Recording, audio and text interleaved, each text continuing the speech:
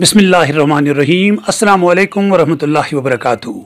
नाज़रीन मोहतरम, इस वक्त हम मौजूद है जौहरपुरा लामत्राल में। जौहरपुरा लामत्राल ये करीबन कस्बे त्राल से 15 किलोमीटर की दूरी पर वाक़ा है। ये एक दूर अफ्तादा इलाका है और तहसील आरिपल के तहत आता है।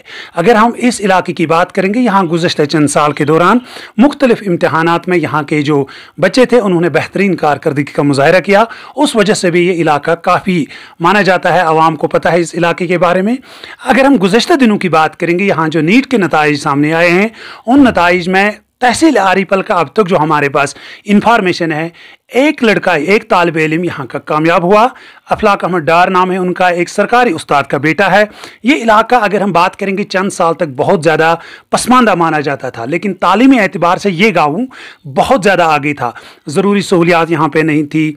अगर हम राब्ता सड़कों की बात करेंगे, अगर हम यहाँ पर तालीमी इदारों की बात करेंगे, कोचिंग की तो बात ही नहीं थी। लेकिन चंद साल के दौरान एक दहाई से करीबन यहाँ पर एक नया सिस्टम शुरू हुआ। यहाँ पर राब्ता सड़कें तामीर हुई, यहाँ तालीम के लिए बेहतरीन इदारे कायम किए गए हैं। तो बहरहाल ये जो हमारे साथ अफलाक अहमद डार साहब है, हम सबसे पहले इनको इनके घर यहाँ पर मुबारकबाद देने आए हैं और मज़ीद उनसे इस कामयाबी के बारे में जानने की कोशिश करेंगे, क्योंकि ये दूर अफ्तादा इलाका है। ये एक मैसेज जाएगी कि जो बहुत दूर रहते हैं, पहाड़ी इलाकों में, दूर अफ्तादा इलाकों में लोग रहते हैं, वो भी इस इम्तहान को क्रैक कर सकते हैं। मेरे साथ मौजूद है अफलाक अहमद डार साहब। अफलाक साहब, आपको बहुत बहुत मुबारक।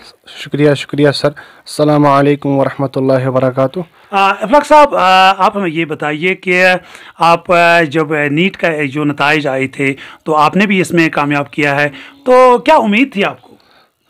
सर, अच्छी से अल्लाह ताला से अच्छी उम्मीद थी कि मैंने मेहनत बहुत की थी। अल्लाह ताला से अच्छी उम्मीद थी कि अच्छे मार्क्स आएंगे और इंशाल्लाह मैं कामयाब हो जाऊंगा।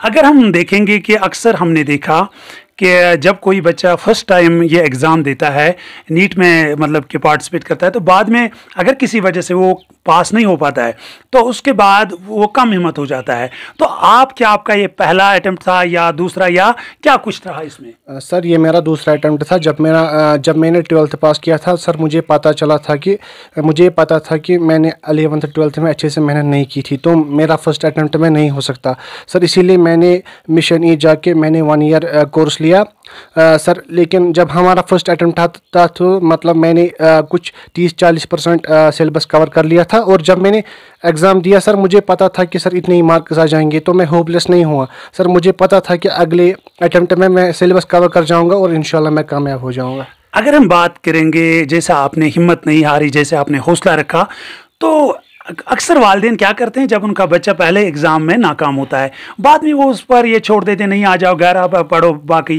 क्या लगता है आपको, क्या वो गलत नहीं कर रहे हैं? अब उनको अपने बच्चों को दूसरा मौका भी देना चाहिए। जी सर, उनको अपने बच्चों को दूसरा मौका देना चाहिए, क्योंकि सर ये वैसा ही एग्ज़ाम है। क्योंकि इस एग्ज़ाम में कभी दूसरे ड्रॉपर भी बैठते हैं, तीसरे ड्रॉपर भी बैठते हैं, बहुत अच्छे मेहनती बच्चे बैठते हैं। तो मतलब जब सर इस एग्ज़ाम का पूरा पता नहीं होता तो मतलब थोड़ा सा मुश्किल हो जाता है पहले इसको क्वालिफाई कर लेना। तो सर, पेरेंट्स इस मामले में बहुत मतलब अपने बच्चे के साथ बहुत अच्छे होने चाहिए। उनको समझाने चाहिए कि आप उनको कॉन्फिडेंस मतलब हर वक्त पे उनको कॉन्फिडेंस देने चाहिए कि ताकि वो अच्छे से मतलब अगले अटेम्प्ट में वो अच्छे से कर सकें।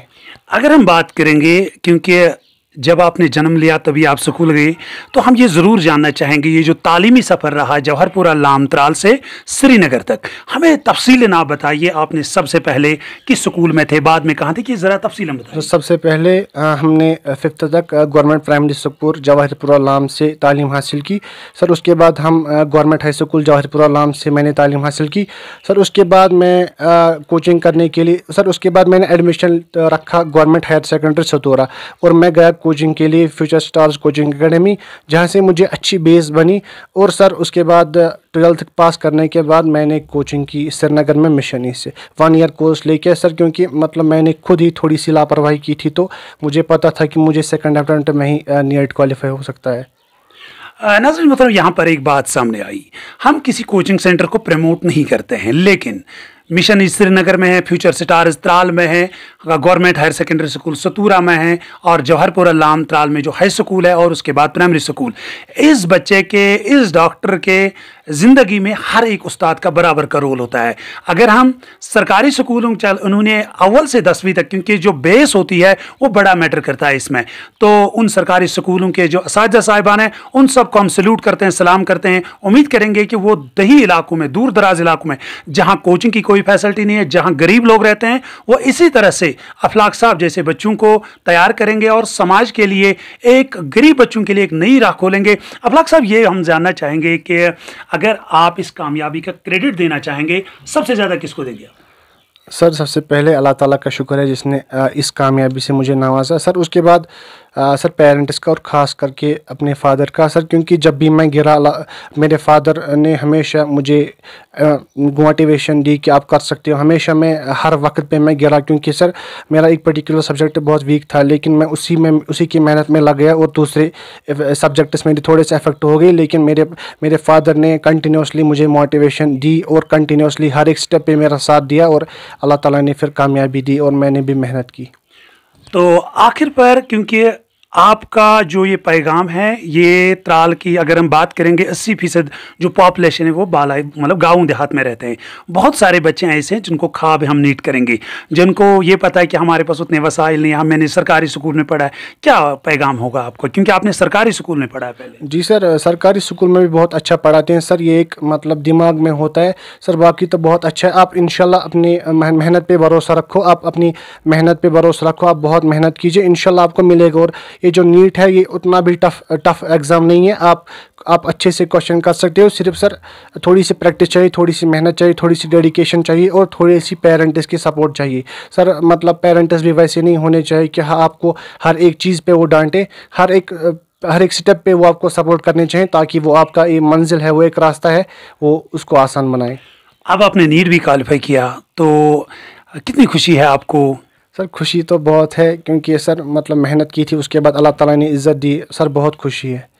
हम उम्मीद करेंगे कि जब इंशाल्लाह आप डॉक्टर सेलेक्ट वहाँ पर जब आप जॉब मतलब कि चूज़ करेंगे आगे, तो आप अपने इलाके के, इस पसमानदा इलाके के लोगों का बहुत ज़्यादा ख्याल रखें। इंशाल्लाह सर, इंशाल्लाह सर, यही उम्मीद है और इंशाल्लाह रखेंगे।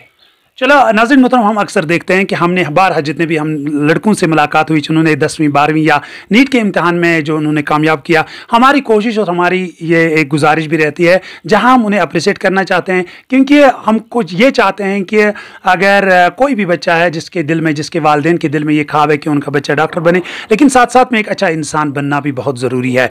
नाज़रीन मोहतरम, इस शेयर के साथ मुझे मेरे ऑनलाइन एडिटर बशारत रशीद के साथ दीजिए इजाज़त।